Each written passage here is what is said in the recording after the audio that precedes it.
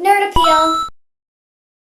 Craig's stuff. Craig's got a lot of stuff. Yeah. Craig's stuff. Craig's got a lot of stuff. Hey everybody, and welcome to another episode of Craig's Stuff. My name is Craig, and this is some of my stuff.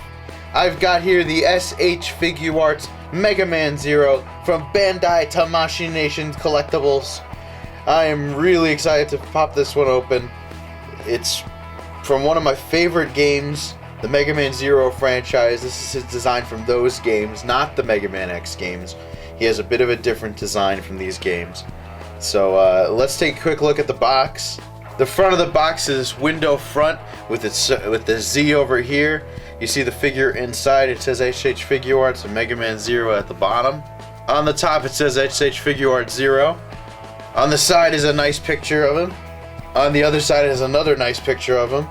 And on the back we have some more pictures of him in different poses. Shows you get all these different accessories, different faces and whatnot. And then there's Japanese writing that I can't understand. So how about we pop this sucker open? Alright, here's Zero out of the box. He's looking really cool. But before I talk about him, let me talk about his accessories. He comes with a whole bunch. First up, you get his blaster. Very cool, very well detailed. Not too much paint detail, but nicely sculpted. They did a really good job with that. Then you also get his energy shield. I can't remember if this is called like the Z shield or whatever the exact name of this is, but it is some kind of energy shield. Very cool.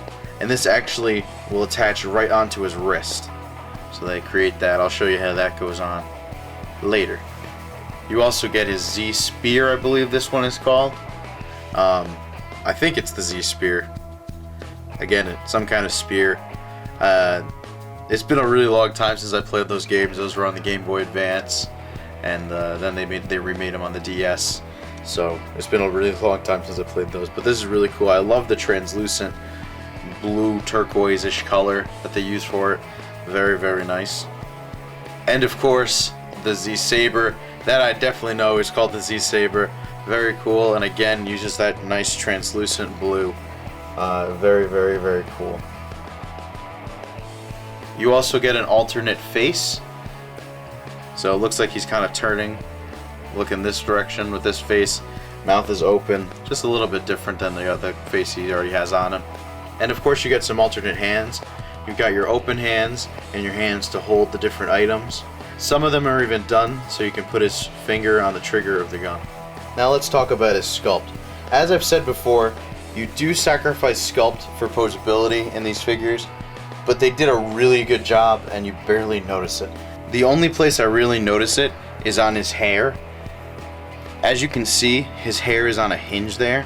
It's on a ball joint, and then these move, but it just kind of looks a little silly. Not that big of a deal though, especially considering it's on the back of his head, so you're not going to see it too much. But other than that, it's a really well done sculpt. Everything looks amazing. I love even the detail. Like you can see some chest, like abdomen muscles in there, and on his arm muscles. Everything's just done really well.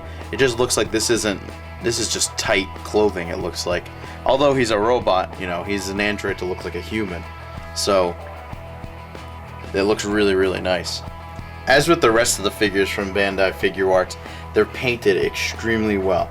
I barely notice any paint issues at all. The only small issue, which there's probably no way you can see on the camera, there's a little bit of orange paint going into the black on his neck. It's really hard to tell, and it's so minuscule that I can barely even call it an issue. It's not a big deal at all, but I just gotta find something wrong with him. And other than that, I see nothing wrong. I'm looking around this figure. Maybe they could have used an extra coat of paint on his hands. You can see the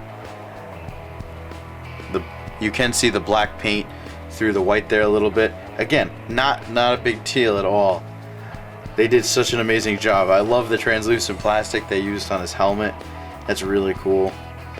Everything is just really well done on this figure. With his articulation, you get head movement on a nice ball joint there. Shoulders move up, down, all the way around. You get a bicep swivel. Double jointed elbows. Wrists spin and back and pop off. Apparently, it is on a ball joint. Spins in the upper torso and at the hips there, back and forth. Legs move up and down. Double jointed knees.